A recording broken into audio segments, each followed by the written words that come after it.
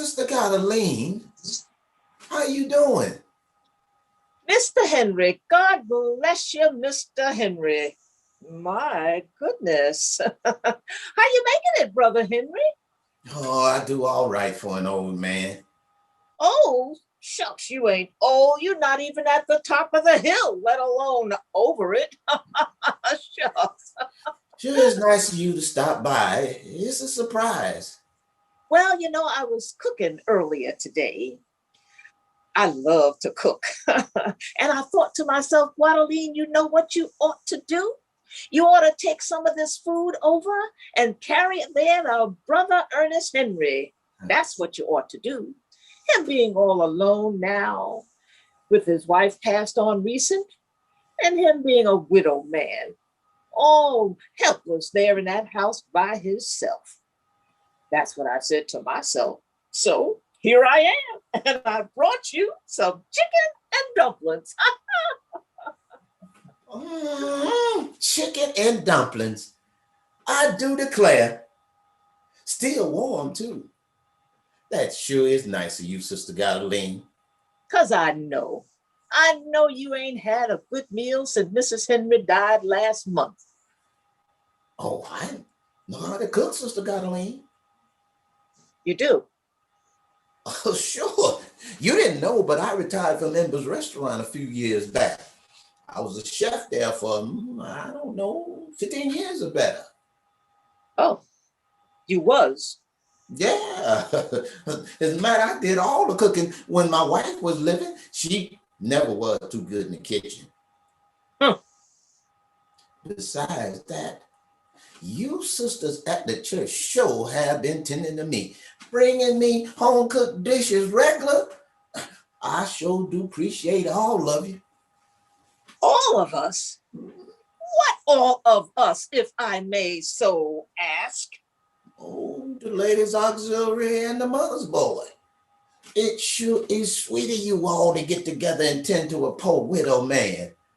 But like I tell them all, I can cook and I sure do appreciate it. But you don't have to worry about me starving to death over here. The ladies' auxiliary and the mother's boy? I do say that is a pitiful and a shame. Beg pardon? I bet you anything that Florine Johnson brung herself over here, didn't she?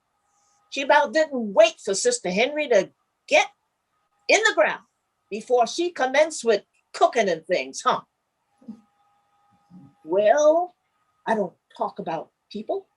I leave them to the good Lord myself, to see the only one who know how to help his messy folk.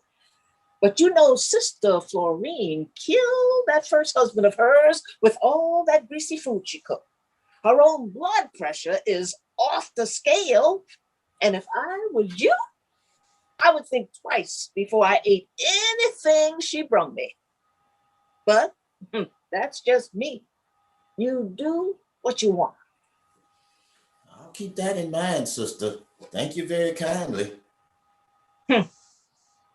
Well, I guess I'll take my little Tupperware bowl and my little dumplings on back home with myself, since you don't need nothing and know how to cook and did it all professional and everything. No sense me leaving my amateur dumplings and second-rate chicken up in here. Well, I hate you went through all that trouble, but like I say, I sure do appreciate it. You're welcome, Ernest Henry. But watch what I tell you about that Florine Johnson. It ain't no accident that she weighed 300 pounds and got sugar as bad as she do. You let her and she'll feed you right into the ground, right down there beside that last husband of hers. But you know me, I just pray for her and bless her soul. All right then, Sister Gaudolene. Yes.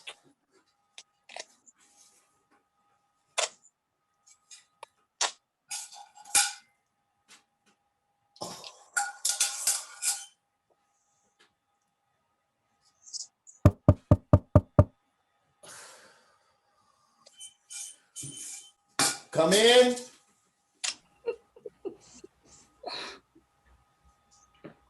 Sister Roberta, what a pleasant surprise. Oh, go on with yourself now, Brother Ernest. It's just me. I ain't nobody much. What's that good I smell? This, well, I was just puttering around in my kitchen, whipping up this and that.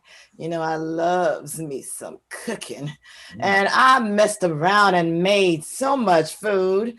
I cook like I still got a house full of kids, or like my husband was still around. He ain't. Oh, and I get so carried away, I just end up with a lot extra. And I hate to waste good food.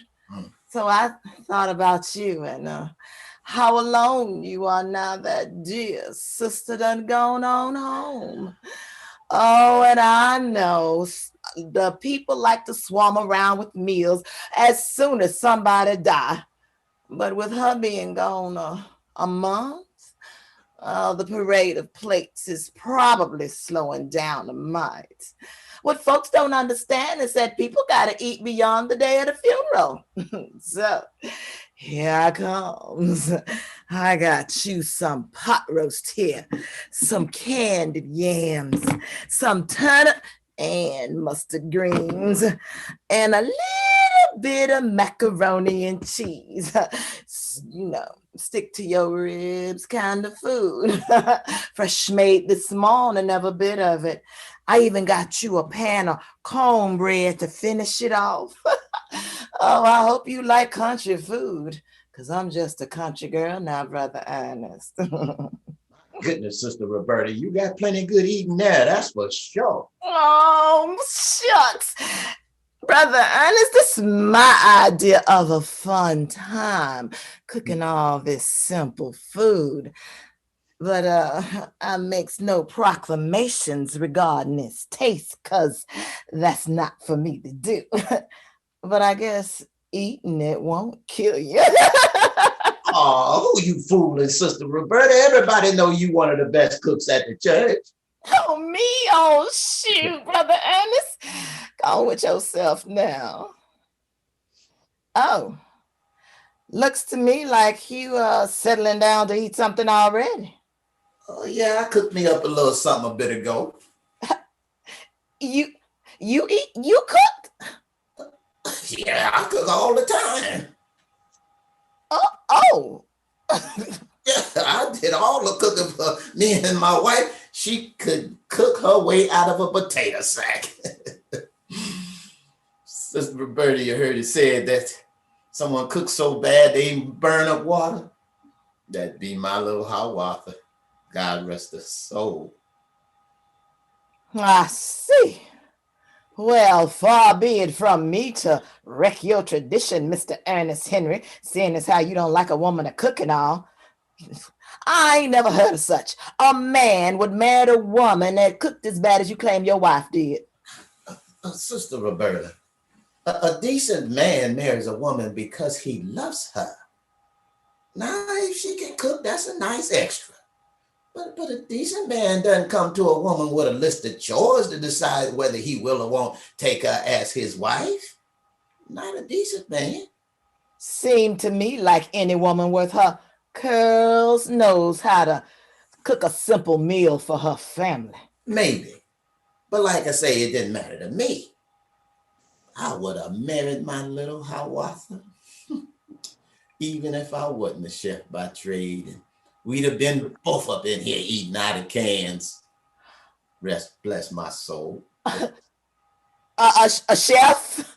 Well, I had a jug of sweet tea out there in the car, but I ain't no point of me lugging that in here now. Next thing you be telling me you grow your own tea leaves or something. Oh, I ain't about that industrious.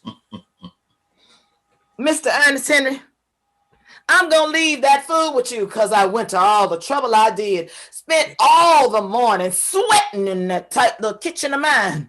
But if I hear one single solitary word anywhere about how my little country food don't measure up to Mr. Chef, well, I'll be through. You hear me? Through. Don't take it so, Sister Roberta. I would never talk against a kindness done me.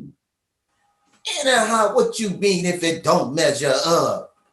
Now, I might have worked as a chef, but you got those old time goodness recipes handed down from mama to daughter that no man could begin to know. No, ma'am, can't nobody come near your cooking. Oh, don't be trying to make me feel good. I don't need no flattering from the likes of you. Now, I'm going to carry myself on back to the house, and I definitely do want my containers back. I know exactly which ones I brought you because I got my name written on the bottom of them in black magic marker, and they the newest Tupperware I got too, so I definitely want them back. I'll be calling on you in just a few days if you think you might get round to emptying them out that soon. I ain't saying you got to eat my food. You can throw it all in the trash if you want to. But I will collect every one of my bowls from you in just a couple days. Well, I didn't mean to get you all riled up, Sister Roberta. Because believe me, I really do appreciate everything you and all the sisters have done for me. And don't you go double me in the same heap with all the rest of them so-called sisters. The only reason I'm here at all is because I got the love of Jesus down in my soul. And not to try and trap the newest widow man like them mother Jezebels. Hiawatha was one of my friends. God rest her soul. And she would have just wanted me to help out. Yes, ma'am. I'll be back for them bowls. Whew. Lord have mercy.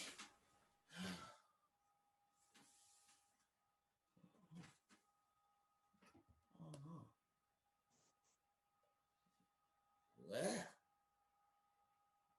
this is nice Tupperware.